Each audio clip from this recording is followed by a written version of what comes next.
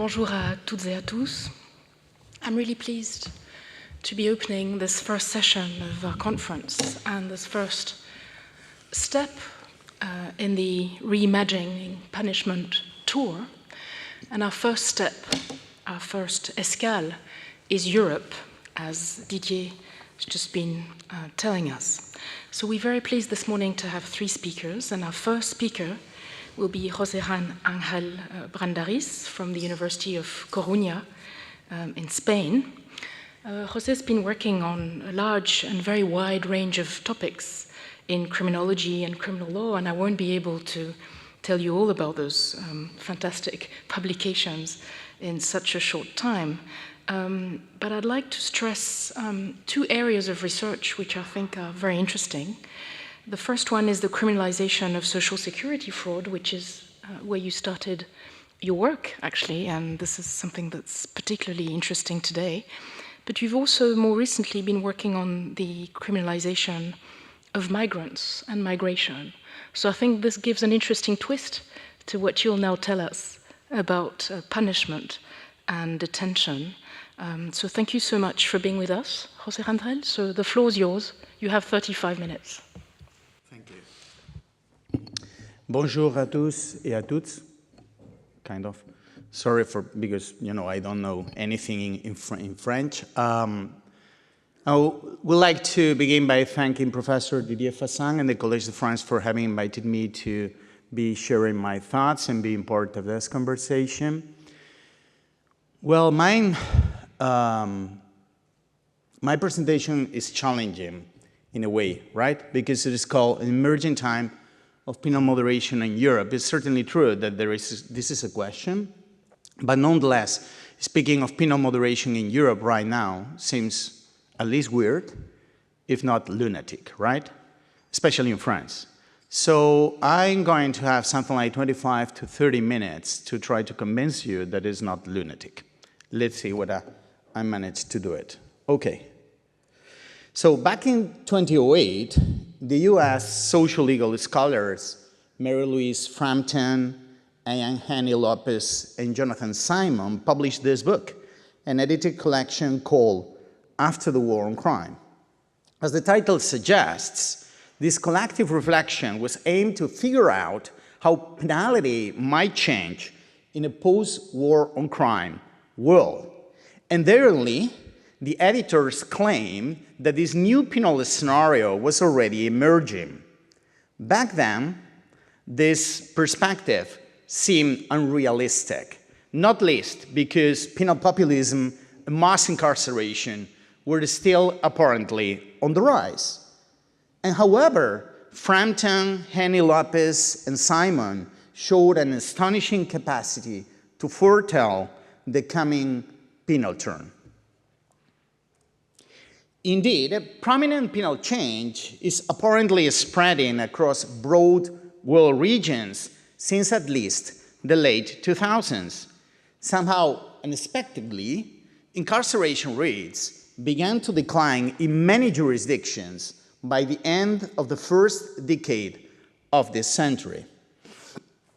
The world incarceration rate slightly decreased precisely by 4.4% from 2008 to 2019. I mean, even before the coronavirus pandemic.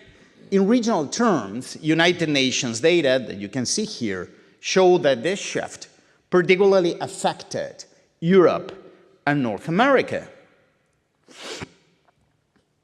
In this regard, the US case is especially well known, not least because a long list of publications has explored decarceration in America in the recent past. Since its peak in 2007, the US incarceration rate has been steadily declining throughout the 2010s and into the current decade. All in all, this indicator, the US incarceration rate, dwindled by 30.7% from 2007 to 2021. And although this change has been far from homogeneous across US jurisdictions, in the framework of what the US criminologist Christopher Seeds calls a late mass incarceration scenario, prison rates diminished in 46 out of 50 US states from 2007 to 2022. Specifically, incarceration rates plummeted in liberal East Coast states such as Connecticut, Delaware, Massachusetts, New Jersey, New York, Rhode Island, and Vermont, as well as in Alaska, California, and Hawaii. And in many of these cases, state incarceration rates are currently almost in line with European standards. And let me emphasize this, state incarceration rates, not jails and not federal incarceration rates. Okay. So in stark contrast to this North American case, it is less known that many European countries have also witnessed a similar decarceration shift. In fact, incarceration rates only mounted in 8 out of 42 Council of Europe jurisdictions from 2010 to 2022, in almost all of them very slightly. So on the declining side, incarceration rates fell moderately in the majority of European jurisdictions over this period, 2010 to 2022. However, there is a significant number of noteworthy cases in which prison population rates decreased by more than 20% over this 12-year period, namely Cyprus, Germany, Iceland, Ireland, Italy, Luxembourg, the Netherlands, Norway, and Spain. And the average EU incarceration rate declined by 12.8% over the same 12-year period. In addition, the decarceration turn, if you allow me to put it that way, the decarceration turn has had a particularly intense impact in recently democratized countries, namely in Eastern European jurisdictions that were formerly part of the Soviet bloc. Indeed, the prison system has dramatically shrunk in the recent past in Armenia, Georgia, Latvia, and Ukraine, as well as to a lesser extent in Bulgaria, Estonia, Lithuania, and Montenegro. And this regional shift cannot be disconnected from similar changes taking place in other Eurasian jurisdictions, where prison population rates have also significantly dwindled in the recent past, such as Kazakhstan, Russia, and Uzbekistan. Okay, so in short, why geographical areas are affected by the current prison downtrend, which has proven to be more than a low-profile shift circumscribed to a handful of exceptional national cases, and something more than a phenomenon limited to the immediate aftermath of the so-called Great Recession. So there are many authors that have nonetheless downplayed the relevance of this shift. And by contrast, for other scholars, this phenomenon is so significant that it has been described as an Elysian moment, as a reference to the German sociologist Norbert Elias, and as an evidence of climate change in the penal field. In my view, at least in the US, there are reasons to adopt this half-full glass viewpoint. The momentum gained by Black Lives Matter protest, the success of both Michelle Alexander's book, The New Jim Crow, and Ava DuVernay's documentary 13th, the phenomenon of the progressive district attorneys and their popularization by a TV series such as Philly DA, the ways in which top Democrat candidates were forced to publicly repudiate their former tough-on-crime credentials, and the passage of the 2018 First Step Act, and even the ambiguous and flip-flop rhetoric used by Trump in this field, are signs that penal climate has been cooling off for a while, albeit evidently in an agonistic way. Unfortunately, no similar signs can be generally perceived in the European case, where a continent-wide conversation on the current penal climate is still missing. Even putting the US aside, in my view, there are at least two pivotal reasons why the significance of the current penal change should not be understated.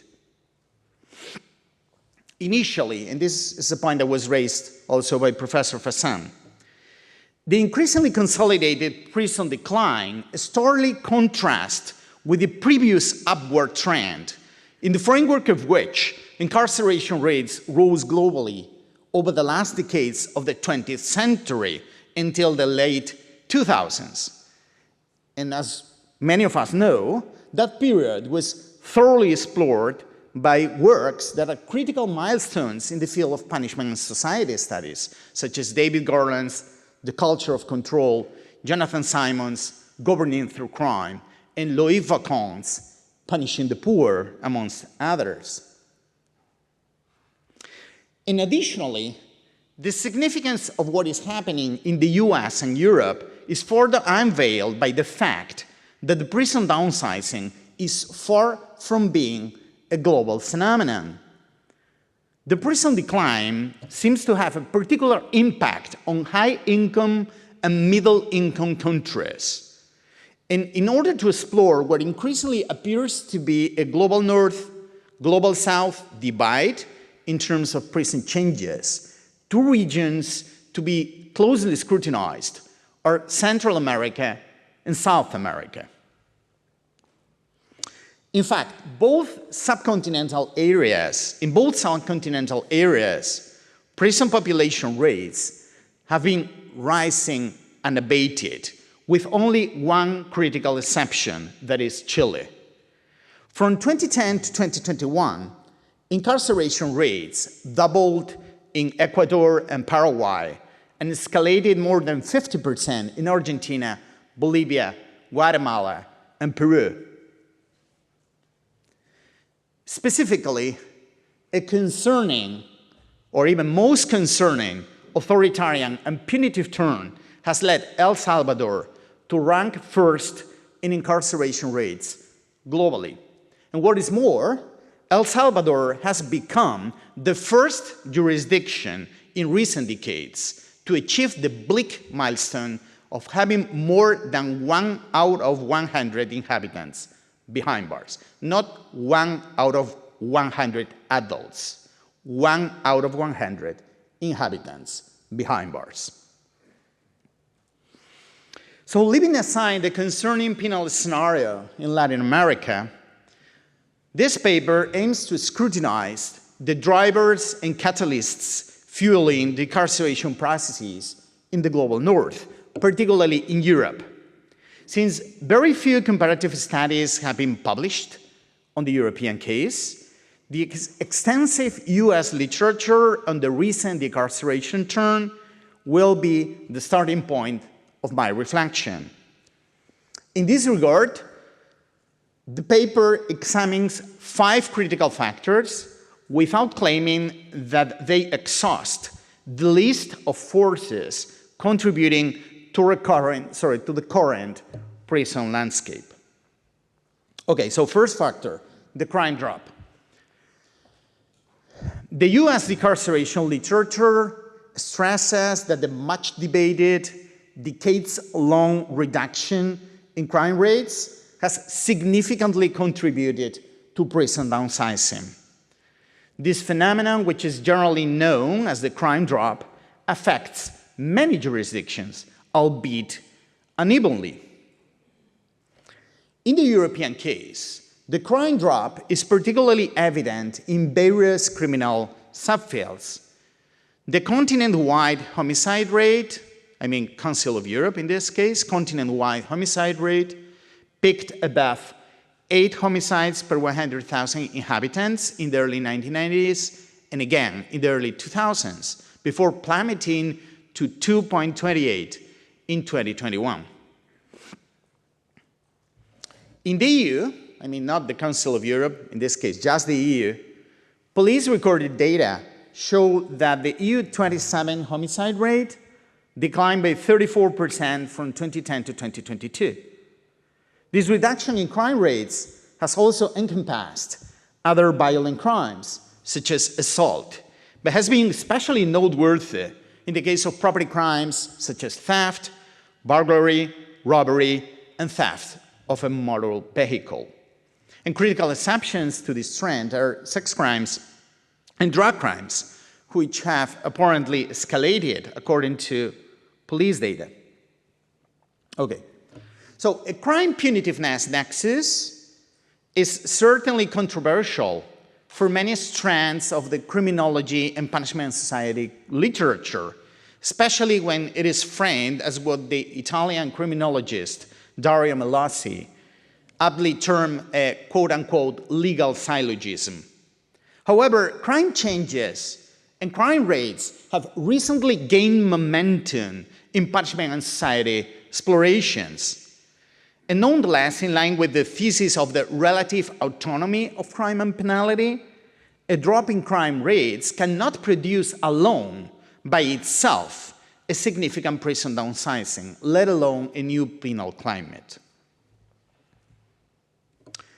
That being said, taking seriously into consideration David Garland's thesis of the culture of high crime societies, one can conclude that the decrease in crime rates witnessed in global north regions over the last 2 to 3 decades have played a role in shifting the representations and political significance of crime and punishment. That is, how crime and punishment issues are collectively understood and acted upon. In fact, the enduring crime drop has undermined the until recently robust nexus associating escalating crime concerns with rising punitiveness and penal populism arrangements. In fact, as the direct experience of victimization has become increasingly rare and less concerning, the collective appeal of penal populism agendas has been apparently eroded. Second factor, public punitiveness. So the US literature highlights that an additional factor contributing to prison downsizing is the decline in public punitiveness. Certainly, various US indicators have been showing a slight decline in concern over crime and fear of crime over the last 2 decades, although results are somehow mixed. Interestingly, one Gallup indicator showing a significant change over time in the United States is the percentage of US residents considering the criminal justice system to be too tough, which has been strikingly soaring in recent years. By contrast, there is no reliable way to measure public punitiveness continent-wide in the EU, since surveys exploring this dimension, public punitiveness, are conducted either occasionally or only in some countries and jurisdictions.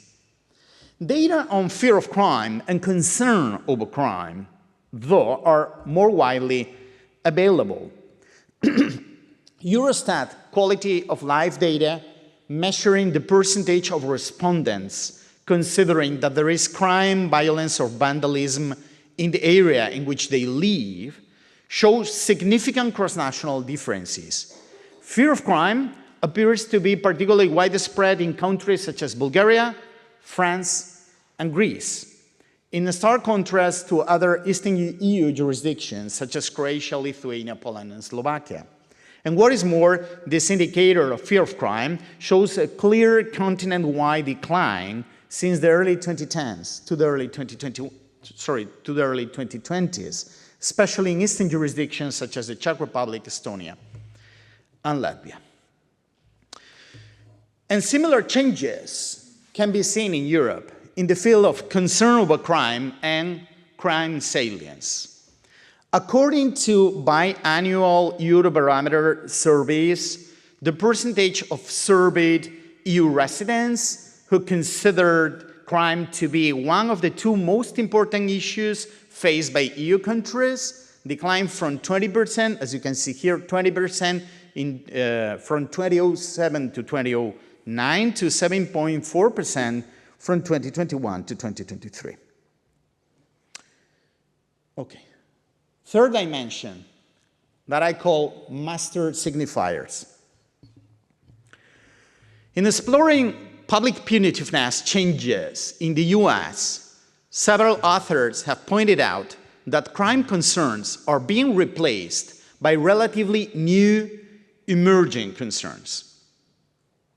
The US anthropologists Jan Komarov and John Komarov, in turn, draw on their fieldwork research on crime and safety in South Africa to claim that crime is, and I quote, a master signifier for the diagnosis of social division, disruption, difference, and disorder, unquote.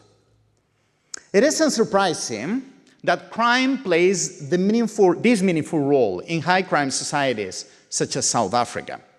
However, in global north jurisdictions long characterized by declining crime rates, it is debatable if and to what extent crime still operates as a master signifier that aptly represents a range of social anxieties and fears. In this respect, various border criminology authors have developed an alternative perspective. So, this border criminology literature highlights that against the backdrop of shrinking crime concerns, it is anti-migration sentiments that have taken center stage in recent years, at least in the European case. So, this xenophobic scenario has been further compounded by the emergence and gradual consolidation of far-right political parties. One might even wonder, and this may sound provocative, but whatever, one might even wonder whether Trump's political platform in the field of law and order cannot be seen as a confirmation of this shift. I mean, the divergence between migration control and crime control. Consequently, these viewpoints suggest that international mobility, racialization processes, and migration control seem to have increasingly been the actual synecdoche or condensation symbol of other social tensions in the recent past. So that is the thesis developed by the border criminology literature. In Europe, racialization processes and public and political xenophobia have long been on the rise against the backdrop of the long-lasting consequences of the migration management crisis initiated in 2015 and the political momentum gained by populist far-right forces. In this regard, Eurobarometer surveys lay bare that immigration concerns significantly mounted in the 2010s, although the percentage of surveyed individuals selecting immigration as one of the two most important problems faced by EU countries dwindled immediately after the long summer of migration of 2015, it has sharply escalated again in the recent past, as you can see here. In addition, immigration concerns have been constantly ranking above crime concerns in Eurobarometer surveys since late 2013. So in short, migration control appears to be increasingly performing the same kind of social and political roles usually associated with standard penalty. Fourth dimension, new political vocabularies. So these various changes that I have tried to map so far have also had an impact on the political field, leading crime and punishment issues to lose importance in public and political conversations in many European countries. In fact, the decreasing salience of crime issues as a critical collective concern seems to have reverberated across the political field. So the Manifesto Project database, this is a database that is created and fueled by Berlin-based social science think tank. So the Manifesto Project database provides useful data to explore this shift, since it examines how the priorities of political parties change across time and place by assessing the relevance given to specific topics in party manifestos. So specifically, the sub-index Law and Order Positive, so this database measures a wide range of topics. One of them is law and order, and actually punitiveness. I mean, proposals that essentially aim to escalate public, not public, state punitiveness. Okay, so this is the index with regard to the 2010s. Specifically, this index, the sub-index Law and Order Positive, reveals that the interest shown by political parties in crime issues markedly differs from one country to the next. You can see that France is by the left side, one of the countries in which political parties seem to be more interested in law and order and crime and punishment issues. More interestingly, the Manifesto Project data show that with few exceptions, such as Denmark, Slovenia, France, Hungary, and Sweden, in the vast majority of EU countries, political parties were less interested in crime and punishment issues in the 2010s than in the previous decade. And something that is very, I would say, relevant, if not astonishing, is that you can see by the right side, the US. So in the US, apparently the interest of political parties in crime and punishment issues in terms of rising state punitiveness dropped amazingly in the 2010s. Okay. These changes may seem to stand in a stark contrast to the momentum gained by far-right political actors in so many global north jurisdictions. However, decarceration processes suggest that the political rhetoric and political priorities of conservative forces have significantly shifted since the peak years of neoliberalism and neoliberal penality back in the 1990s and 2000s, as has been recently theorized by the German political scientist Thomas Biebricher. The analysis of the peculiar relationship of the Trump administration with mainstream penal populism may cast new light into the shift. Trump's political agenda, just to be clear, contained many proposals akin to punitive turn era penal policies. However, it was also made up of anti-penal populist rhetoric, sometimes used in both social media and conventional media, including high-profile interventions such as the 2020 presidential debates, and it was also made up of parsimonious criminal justice reforms, such as the First Step Act, passed in December 2018. So certainly, there are some country-specific factors which contribute to explain the peculiar penal reform agenda of US right-wing politicians. Arguably, no other alt-right populist leader has promoted anything similar to the First Step Act outside the US. But having said that, it is deeper political changes underlying the US case that should be highlighted. Right populist forces have been showing, I would say, a relative disinterest in crime issues, or at least a certain detachment from the ways in which mainstream conservative forces treated those issues in the last decades of the 20th century and in the 2000s. By contrast, Trump and many of his American and European epigons have waged cultural wars, giving prevailing impetus to so-called anti-woke agendas. So these cultural wars and anti-woke agendas may give room to penal debates. In fact, the Me Too era has witnessed politically charged conversations on gender violence and sex violence in many jurisdictions, in which far-right politicians such as the Italian Prime Minister Giorgia Meloni are happy to take part.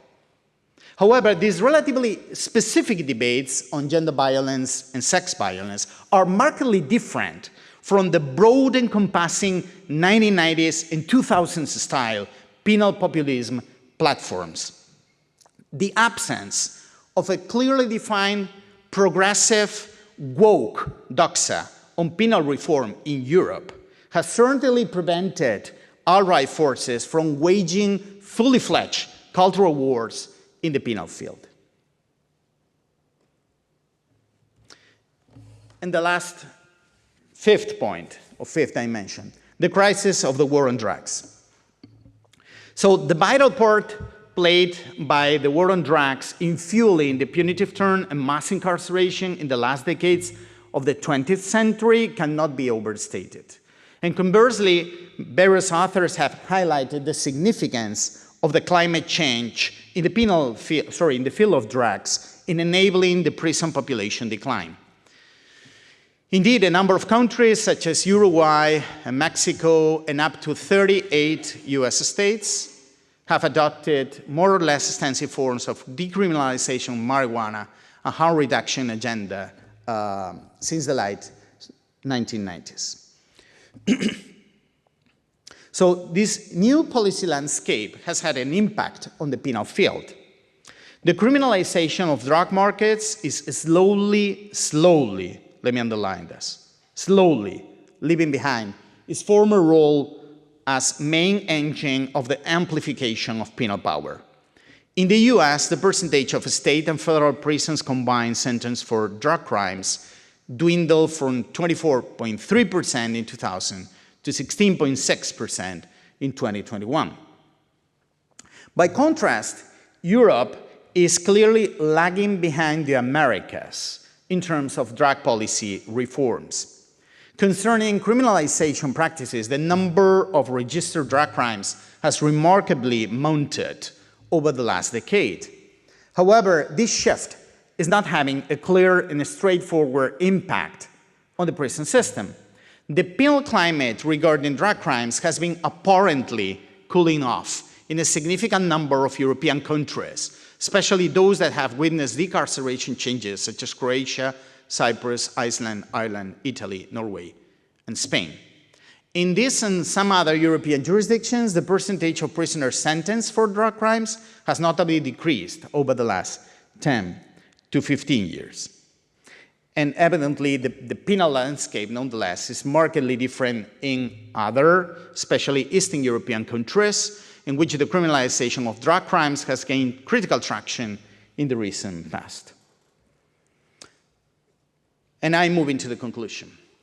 Okay, it's pretty evident that much more comparative research is needed to ascertain which factors may lead to what Susanne Karstedt and her collaborators have called a critical juncture in the penal field, that is a historical moment in which, and I quote, change is possible and favor over the status quo, unquote.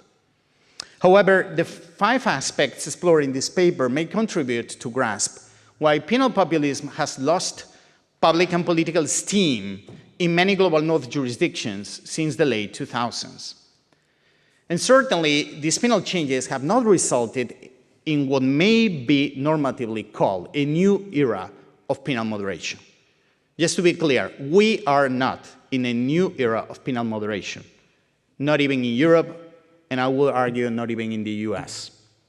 However, the factors examined in this paper may allow scholars and policymakers to understand why decarceration has proven to be more resilient than expected, going on unabated even in the midst of the conservative turn looming over Europe, looming over the United States and other global regions.